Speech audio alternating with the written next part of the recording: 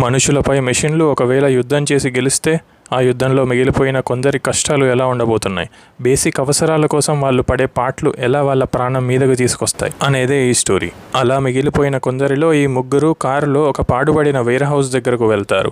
లోపల బ్యాటరీస్ కానీ ఇంకా ఏవైనా పనికొచ్చే సామాన్లు కానీ దొరుకుతాయనే ఆశతో కారుని స్టార్ట్ చేసే ఉంచి మ్యాక్సిమం 5 నిమిషాల్లో తిరిగి వచ్చేయాలి లేదా చస్తాం అన్నట్టు ఏదో జాంబీలకు భయపడ్డట్టు భయపడతారు. వీళ్ళు ఇద్దరు లోపలికి వెళ్ళగా ఇతను మాత్రం అక్కడే బయటున్న వ్యాన్ కంప్యూటర్లో అతని USB పెట్టి వ్యాన్ని స్టార్ట్ చేసేందుకు ట్రై చేస్తుంటాడు. లోపల ఒక డబ్బా వెనకాల ఇతనికి ఒక కుక్క రూపంలో ఉన్న రోబోట్ నిద్రలేస్తూ కనిపిస్తుంది.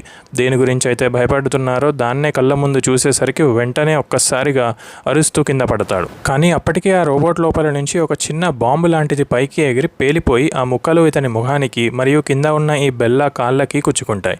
వెంటనే ఇద్దరు పరుగులు తీసి పారిపోయేందుకు ట్రై చేస్తారు. కానీ ఇతన్ని నిర్దాక్షిణ్యంగా ఆ రోబోట్ తన కాలికి ఉన్న తుపాకీతో కాల్చేసి ఇంకా బెల్లా వెనకాల పడుతుంది. అరుస్తూ బయటకు వచ్చి నువ్వు కూడా పారిపో త్వరగా అని తన కార్ స్టార్ట్ చేస్తుంది. అప్పటికే ఇతను కూడా వ్యాన్ని స్టార్ట్ చేయగలుగుతాడు. ఇద్దరు ఇంకా రోబోట్ నుంచి కుక్క చావు చావకుండా ఉండేందుకు ప్రాణాలు అరచేతులు పెట్టుకుని పారిపోవటానికి ట్రై చేస్తారు. కానీ అది సాదా సీదా కుక్క కాదు, మనుషుల రక్తపు రుచి మరిగిన ఒక రోబోటిక్ కుక్క. విపరీతమైన వేగంతో ముందుగా ఈ వ్యాన్ వెనకాల పరిగెడుతూ ఒక్కసారిగా ఈ వెనక అద్దం బద్దలు కట్టుకొని వచ్చి వ్యాన్ లోపలికి దూరిపోతుంది.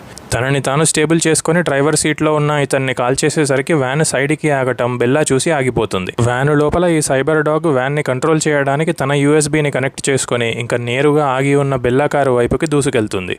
అది చూసి తాను కారు స్టార్ట్ చేసి ఇంకా పారిపోయేందుకు ట్రై చేస్తుంది. కానీ ఈ రోబోట్ కుక్క ఆ పెద్ద వ్యాన్తో ఒక్కసారి సైడ్ నుంచి డాష్ ఇచ్చేసరికి తన కారు అదుపు తప్పి చెట్ల మధ్యలో నుంచి ఒక కొండ చివరి వరకు వెళ్ళగా సడన్ బ్రేక్ వేసి స్టీరింగ్కి తన తల కొట్టుకొని స్పృహ కోల్పోతుంది. అయితే మొదట్లో ఆ రోబోట్లో నుంచి పేలిన బాంబులోని ముక్క తన కాళ్ళకి గుచ్చుకోవడంతో దానిలో ఉన్న ట్రాకర్ ద్వారా అది ఈజీగా ఆ లేడీ ఎక్కడుందో ట్రాక్ చేయగలిగి వెంటనే ఆ కారు వైపు పరిగెడుతుంది. కళ్ళు తెరిచి చూస్తే ఒకవైపు 100 అడుగుల లోయ, ఇంకొక వైపు పిచ్చి పట్టిన కుక్కలా తనను చంపేందుకు పరుగులు తీస్తున్న ఈ సైబర్ డాగ్.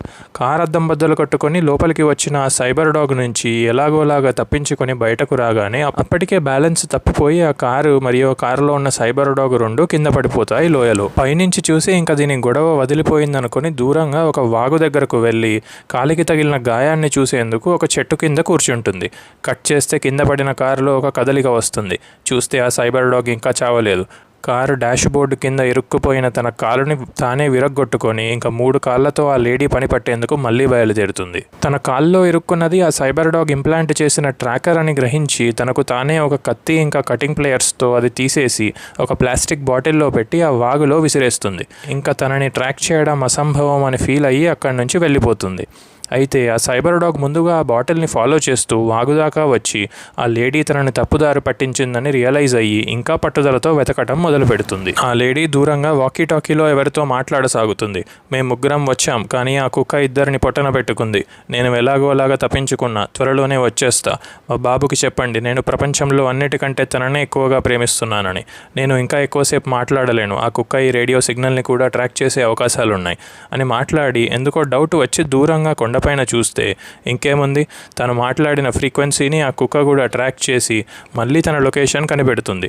ఇంకా పరుగులు తీస్తూ ఒక దట్టమైన అడవిలోకి వెళుతుంది. తన కాళ్ళకి అయిన గాయానికి వస్తున్న రక్తపు మరకల్ని ఫాలో చేస్తూ ఆ సైబర్ డాగ్ నేరుగా తన వైపే పరిగెడుతూ వస్తుంది. ఏం చేయాలో తోచక ఇంకా అక్కడే ఉన్న ఒక చెట్టు ఎక్కి భగవంతునిపై భారం మోపి కదలకుండా కూర్చుంటుంది.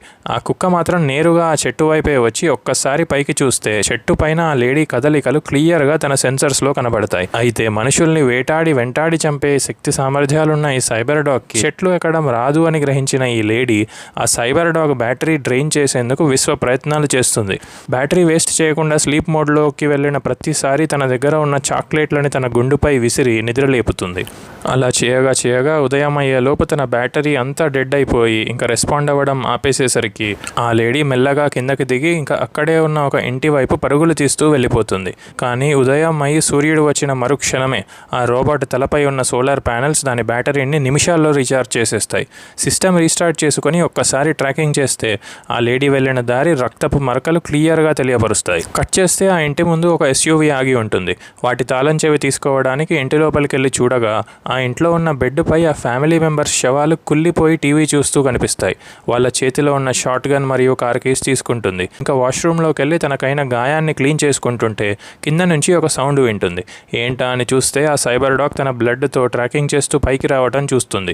కిచెన్లో ఉన్న కత్తిని తన చేతికి అంటించుకొని ఇంకా వెతకటం మొదలు పెడుతుంది. బెల్లా ఒక కట్టెను వెనకాల నుంచి చూస్తూ ఆ సైబర్ డాగ్ అటు వచ్చిన మరుక్షణమే పెయింట్ డబ్బాతో తన అద్దపు మొహంపై వైట్ పెయింట్ విసిరేసి మొత్తం ఒక ఫ్రెష్ పెయింట్ కోటు వేసేస్తుంది తన మొహం పైన. దాంతో తన సెన్సర్స్ అన్నీ బంద్ అయిపోతాయి. కన్ఫ్యూజన్లో ఒక గోడపై దాడి చేస్తూ ఉండగా వెంటనే బెల్లా కిందకు దిగి కార్ స్టార్ట్ చేసేందుకు ట్రై చేస్తుంది.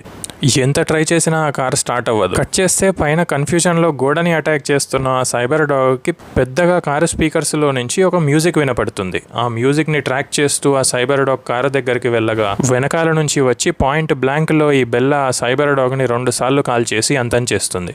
అయితే చివరి క్షణాల్లో ఆ సైబర్ డాగ్ నుంచి మళ్ళీ ఆ ట్రాకర్ బాంబ్ పేలుతుంది. ఆ ట్రాకింగ్ ముక్కలు బెల్లా మొహంపై మెడపై కూడా గుచ్చుకునేసరికి ఇంకా తనకు అర్థమైపోతుంది సిచ్యువేషన్. ఈ ట్రాకర్లని తీయటం అంటే తనని తాను కత్తితో పొడుచుకున్నట్టే. వెంటనే వాకీలో చివరిసారిగా కమ్యూనికేషన్ ఇచ్చేస్తుంది. నేను ఇంకా రావటం లేదు, వస్తే మీ అందరికీ ప్రమాదం అంటుంది. జూమ్ అవుట్ చేస్తే కొన్ని కుక్కలు అప్పటికే ఆ ట్రాకర్లని వెతుక్కుంటూ ఆ ఇంటి వైపుకి పరుగులు తీస్తుంటాయి.